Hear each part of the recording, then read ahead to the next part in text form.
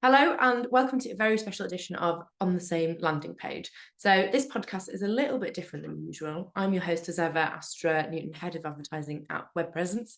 But today, instead of interviewing a guest, we thought we would collate some of the best bits from our charity podcasts over the last 12 months.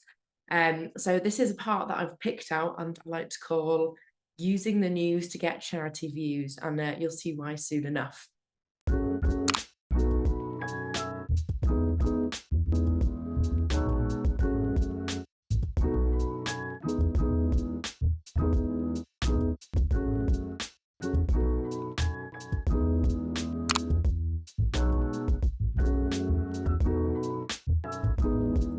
Did you know that Google offers a service for nonprofits across the world that allows them up to $120,000 a year in advertising funding for Google Ads? This untapped resource is available to almost all charities and nonprofits. That means that's $120,000 extra that you could be using to promote your nonprofit online, to increase fundraising, raise awareness, tell your story, recruit donors, members, whatever it might be. It's there for the using. But this is a relatively unused resource, and we're on a mission to help charities all over the world to unlock this incredible opportunity using our Google Ads Grant service, or the FAR program, as we've called it. To find out more, please go to our website, www.webpresence.digital/charity-ads. If you are an eligible nonprofit, please fill out the form on our website.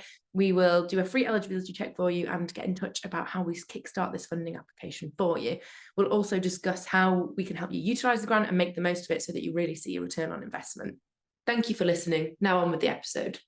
Our first clip comes from our very first charity guest, Jake Criswick, who is the CEO of Play It Forward, a charity that uses sport to engage young people in Zambia. Shifting your focus to hone in where the need of your services are as times change is something that charities have to do all the time. And Jake talks a little bit about how he does this by using the news trends at the time. COVID was a real threat and globally, but it did mean that the people who were perhaps getting treatment were unable to get it because they didn't have the services, weren't able to get them to them because they were closed, and clinics maybe were prioritizing vaccinations for COVID over kind of HIV medication. So yeah, I think that's one of the challenges, and also I think it's just where funding trends go, and unfortunately I think, like I said before, in the 90s there was a lot of narrative and story around HIV and AIDS, and everyone was talking about it and this new disease that came through, and that probably lasted to the early 2000s. But kind of now, times have kind of moved on, and there's other things that come to light, whether that's kind of conflict in Ukraine and Russia and whatever. Like, there's so many more things that grab people's attention, so it's difficult to kind of show your story and say, still there is a real issue here, but we're working kind of with the communities to see how we can overcome that. Sure. I guess is that kind of like reshifted the focus of it then? Because obviously you might have concentrated more on like the health side of things before, and HIV was one of the facets. Are you kind of like trying to push that more into the limelight now with it raising? Is that one of the key things you're working towards?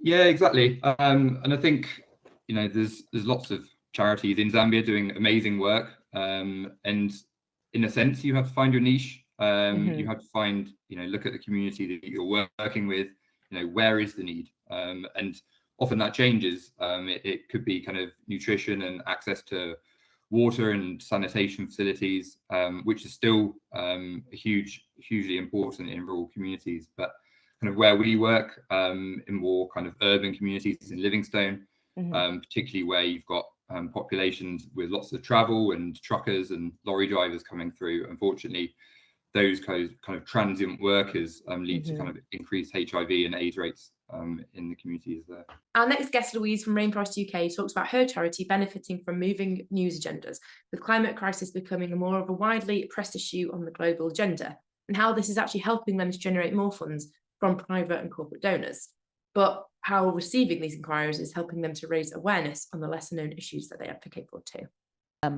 But as a result of the climate going further up the global agenda, we're definitely getting more attention from those private donors, so those private pots of money that people want to put towards climate action. So the big trusts and foundations that exist that have, like Jeff Bezos, who's brought together a bunch of trusts and foundations to try and plug some money into the climate crisis. Organizations like that, we're getting sort of more attention from those kind of bodies having more conversations about the work that we do and how they can help us and the impact that they can have by, you know, funding our work. I think it's also really wonderful to see at COP26 and then at this COP as well, there was more conversation around Indigenous people and local communities who are on the front line of deforestation and the need to funnel funds and support directly to them. And obviously we are sort of the channel that can get those things to those people. And we have those partners on the ground and we have those networks and that historical connection. And I think one of our strengths definitely, and one of our USPs is our partners on the ground. So for that reason as well, we're gaining traction and we're getting more attention. And I think a big piece of work for us as well is just sort of really solidifying what it is that we do in the public consciousness. Because obviously you hear Rainforest Foundation and you think of the trees, you think of the rainforest, conjures up that image in your head. Yeah, I think we need to sort of really embed ourselves as a human rights organization first and foremost.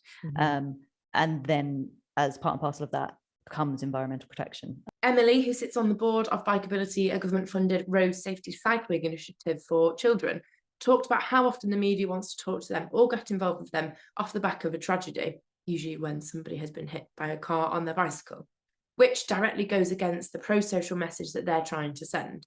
So unlike Jake, who worked with the news cycle, Emily is flipping on its head to push their own agenda. There is like a bit of a pull for reaching for the negative in a storyline because it does get the attention. And that is kind of what will work. How do you balance knowing that with keeping your integrity as a charity and not going down that path? So this is something at Bikeability we take an awful lot of care and attention to. We want to always avoid over dangerizing language around road safety and road danger, because it puts parents and children off from them being allowed to cycle. So we've deliberately moved our strategy to talk about this being a life skill and confidence building and enabling people to cycle rather than talking about road safety and danger. When it comes to media, the only media we will get coverage for, or they will ask us onto if there's been an accident. And that's when they then want commentary and how to avoid that. We don't talk about avoidance. We talk specifically about these are the skills and the experience and the confidence that we will teach you so that you are better able to deal with any road condition that is faced with you. And that's what the evidence says about our programme. But I will never go on and say to parents, don't put your children to cycle on the road. Help and support your children to cycle on the road with our top tips. And this is how you can do it in the most confident and enabling way. Speaking on behalf of Action for Children, Katie talks about how this doom and gloom in the media can actually bring charities into spotlight and can help to boost fundraising in the immediate interim after something newsworthy but not necessarily good has happened. She discusses how non-profits can capitalise on this without exploiting their beneficiaries. You said it does disproportionately, especially like out of the frying pan into the fire after a pandemic and now into a cost of living crisis, and it does disproportionately affect young people. So the work that you do is so important, but in a way it's like kind of meta. Now, I don't know, I might be generalizing, but obviously lots of people are using the cost of living crisis like in their own advertising, as charities are, you guys are as well, to say, look, we need this money more than ever now. Do you see a spike in, obviously some people are still wealthy enough to give some after things like this, like the cost of living? Does that actually increase fundraising for a little bit until it sort of dips down again, I imagine? I think it can. I think it can shine a light on the need for something. I mean, we have an incredibly saturated charity sector in the UK, and again, without sounding crass, I do think causes come in and out of fashion depending on what the media are talking about at the time, or depending on what celebrities are supporting what charity at the time. And so you do have your moments in the spotlight as a charity. And I think as a charity, what we need to do is maximize those moments without being crude and without taking advantage of the beneficiaries, because at the end of the day, as a charity, yes, we're here to fundraise, but what we're actually here to deliver is our case for support, and that's ensuring that young people have a happy childhood. So there is that fine line between sort of taking a story that's in the media and running with it and really kind of I think it's what you know, as charities, it is what we used to do in the olden days. You know, you did see a lot of sob stories. I remember some of, you know, some charities with the TV appeals where they were, you know, they were hard to watch. And I think it's finding that balance, and it is a huge challenge in fundraising, because sometimes what you want to say as a fundraiser, because you know it will really strike someone hard and perhaps get them to put their hand in their pocket, actually flies in the face of what you're trying to deliver for your beneficiaries. That's all for this edition of the podcast. If you are interested in hearing what any of these fantastic representatives of charities have to say, then do go back and listen to their episodes, which you can find on the same landing page on Spotify and on YouTube. As always, stay tuned. We will keep recording these with other charities and have more advice for you in the future. Thanks.